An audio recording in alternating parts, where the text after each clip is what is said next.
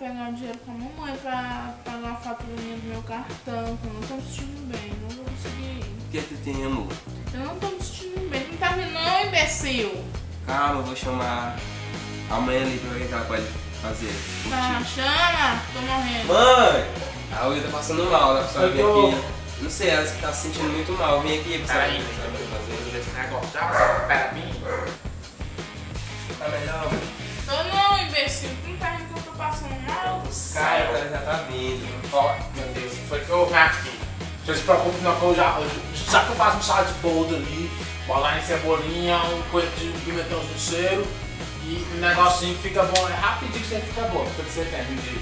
Tô com dor de cabeça, tô dor de barriga, febre, Meu tô vendo Deus tudo do escuro. céu. Tá vendo o que, minha filha? Tô vendo tudo escuro. Negro. Meu filho, você fica da menina, por isso que tá vendo tudo escuro. Ai, que eu tô morrendo. Meu Deus do céu. Ficou melhor, minha filha, sabe? Melhorou,